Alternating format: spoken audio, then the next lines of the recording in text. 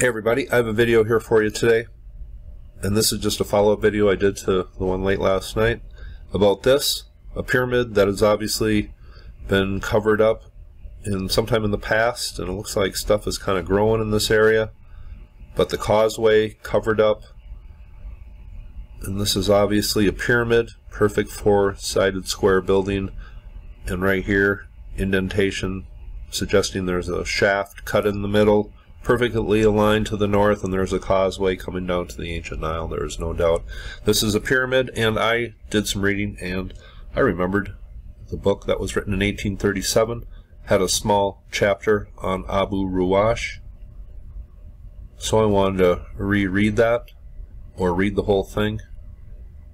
And he notes, the gentleman who wrote that, and I'll leave a link, and it's page 9 of his 3rd volume, but he writes just a paragraph or two about this structure here, and another one, and I have even mentioned this in a previous video, and I just said I wasn't quite sure what it was, but it is documented, and we are going to go right down here,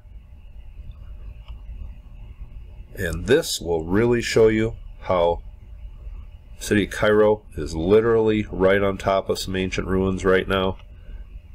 I mentioned this before, but clearly here we have an ancient structure, and it's documented in 1837, as well as the one I mentioned in last night's video, and it clearly was not covered up then. But here you see ancient remains. If we go in a little closer, you can clearly see a shaft, and see how the shadow is a little smaller up here, and then it's bigger down here. Well, this is a descending shaft, and I think that's even how it's described in that book from 1837.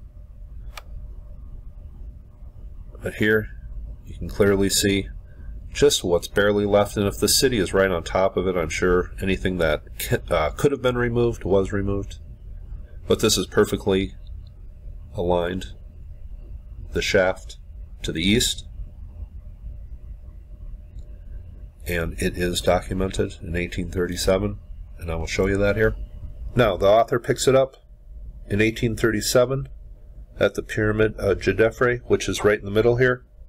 And this pyramid, up until maybe 20 years ago, there was a lot of trash piled up in this area, and that had to be removed for archaeological work to be done here. And I think the only reason why the trash was removed is because too many people had documented this site throughout the last couple centuries, many people in many different time periods.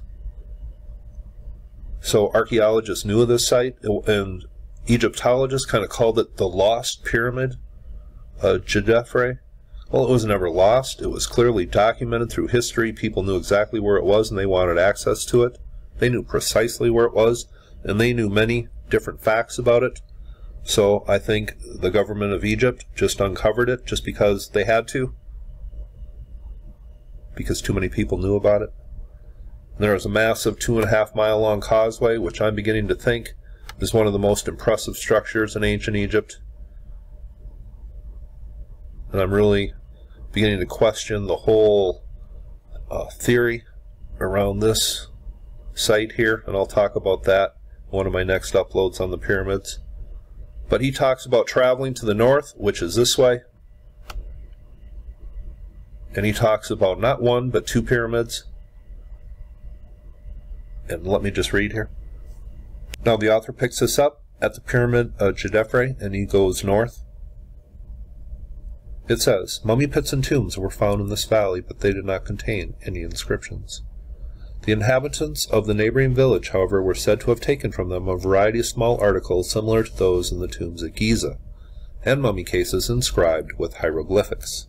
And I'm sure there was many people from many time periods that were burying their dead here, because this is obviously a sacred necropolis by a very, very ancient structure.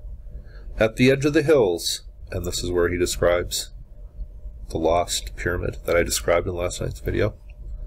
At the edge of the hills, on the northern side of the valley, are traces of an ancient square building. It is called by the Arabs El Deir, or the convent, a name, however, which is often indiscriminately applied by them to ancient ruins. Upon a projecting knoll on the eastern side of the mountain and near the village of Abu Ruwash are also the remains of a building of considerable magnitude and solidity, and that is the one I showed you at the beginning of this video that the town is just encroaching right upon. It is composed of crude bricks made of Nile earth without any intermixture of straw. Small sepulchral grottos at the bottom of an inclined passage have been roughly hewn in the side of a mountain, and they contain sarcophagi which are without any ornament or inscription. Now, when he mentions the sarcophagi without inscription, that means there's more than one. And it seems a lot of these places that are very ancient and we really don't have a good answer for, there are massive granite sarcophagi, just as in here. This is the Serapeum. And this comes from Hidden Inca Tours. This is Brian Forster's website, and I will leave a link below. I know a lot of you are familiar with Brian's YouTube videos. Well, his webpage here is just a library of great information, so check it out. And thank you, Brian. Your comment yesterday literally made my day. I just wanted to mention that. Now, you might say that there is some hieroglyphs on this, but Brian and some others who I'm going to feature in a video coming up, they point out how these are just crude inscriptions done by people who obviously discovered the site and were visiting the site and were trying to inscribe their time periods information on these huge granite sarcophagus that really there's no explanation for who built these, how they got them in here, or really much at all. And I'm going to talk about in the future some other massive structures that you've never heard about that have huge granite sarcophagi inside of them, and why we haven't heard about these places. Well, that's up for anybody's speculation, I guess.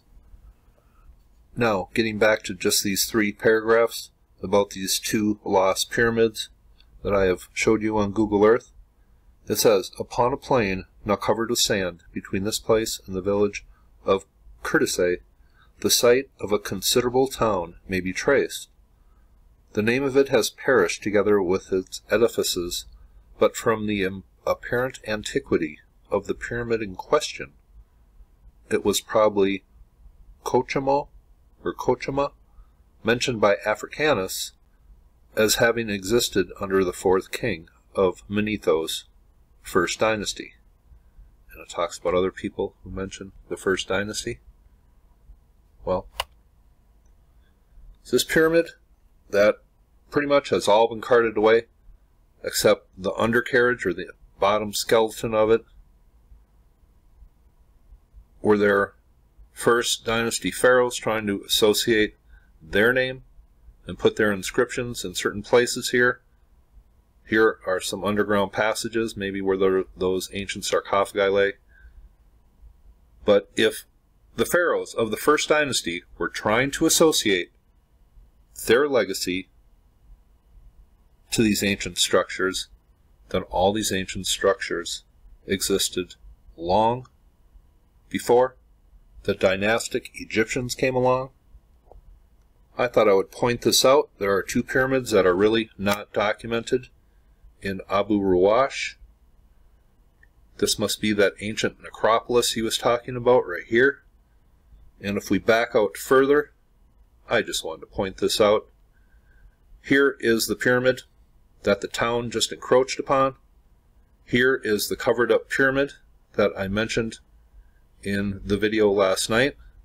And here is the pyramid of Djedefre.